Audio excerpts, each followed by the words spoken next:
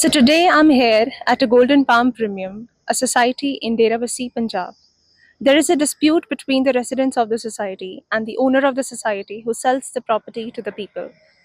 Let's hear it out from the residents itself, the people of the society, what they have to tell about this issue and what are the issues they are facing, the problems they are facing.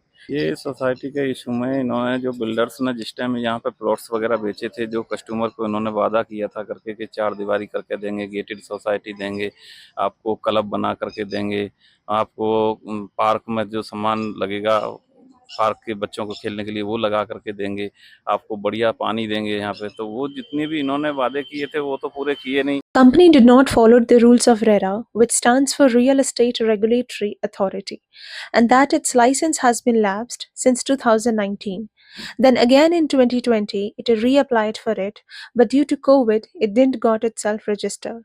Until today, its registration is pending, and now this company is not RERA registered, and therefore, whatever plot it sells is illegal because it is mandatory to get the plots of Gamada registered under RERA. Not even a single good facility is provided. Street lights of the society does not work. 45,000 have been charged from the residents during the agreement for the club membership, but the situation of the club is so poor. Politics को घुमा फिरा करके चली है कि कैसे भी करके अभी हमको क्लब बनाने के इनको उसमें जिम लगाने के लिए दिया था कि भाई हम जिम लगा करके देंगे आपको, इसमें लाइब्रेरी बना के देंगे। उसमें कुछ भी नहीं लगाया, एसी तक नहीं है, लाइट तक नहीं है, फैन तक नहीं है, और उसका चार्ज हमसे 4,000 रुपया लेता है किसी फंक्शन का अगर हम करने जाते हैं, और हमको उसमें लाइट और वॉशरूम तक नहीं मिल पाता था। सोसाइटी जिन्होंने काटी थी उन्होंने जो भी इनको बोला था वो काम पूरे नहीं किए हैं। अभी पीछे जो चार द्वारी थी वो चार द्वारी पूरी नहीं है। वहाँ से बहुत यहाँ से 6-7 चोरियां हो चुकी हैं, लोग कहीं से भी घुस सकते हैं। तो मतलब क्या कोई एक्शन लिया गया है इस चीज के पीछे? इसके बीच में एक्शन क्या जी, एक्शन के लिए अभी अप्लाई किया हुआ है इन्होंने। देखो उसके बीच में भी 2-3 महीने लगेंगे जी। भी ये इन्होंने मतलब ये बोला उनको जिन्होंने ये प्लाट काटे थे ना जी, उनको बोला भी ये हमारे को हैंड ओवर दो जी।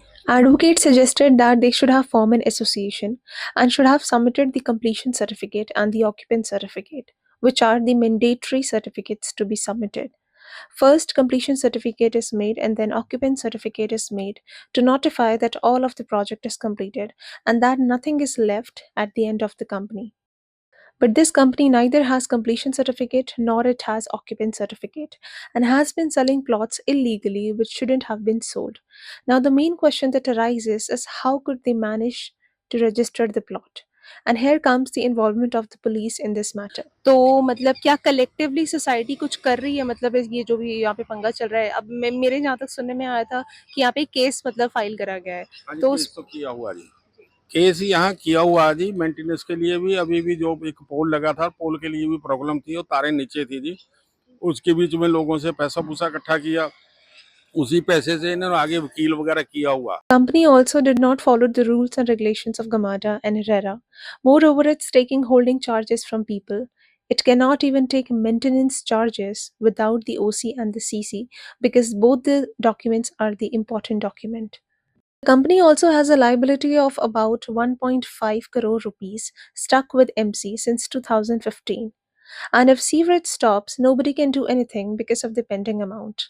It also asks for holding charges in cash, and if someone refuses to pay, it doesn't let the person build the house, to construct the house. This is the biggest issue that's been going on in the society. ये maintenance बराबर मांगते हैं कि भाई maintenance चाहिए। Maintenance तो तभी लागू होगा जब आपने किए हुए वादे अपने पूरे करेंगे।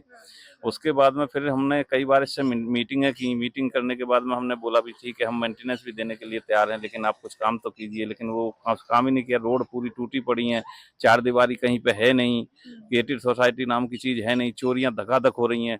हर दिन चोरी, कोई ना कोई चोरी हो जाती है। उसके बाद में अभी तकरीबन के 12-14 साल हो गया, तो हमने अभी इनके अगेंस्ट में जो है एक आरटीआई डाली।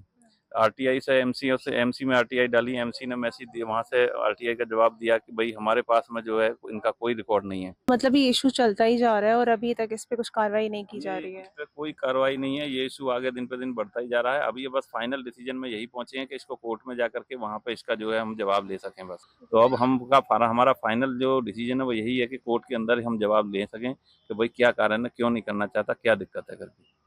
जी, आई होप इस पे कार्रवाई की जाएगी और इस पे जो भी आगे अपडेट्स आएँगे उस पे हम ध्यान डालेंगे। So these were the problem people addressed, and not only this, but this also shows and points to the fact that the way people are duped based on the money, and the way people are duped by giving them fake promises. People of the society urge the justice to make some change.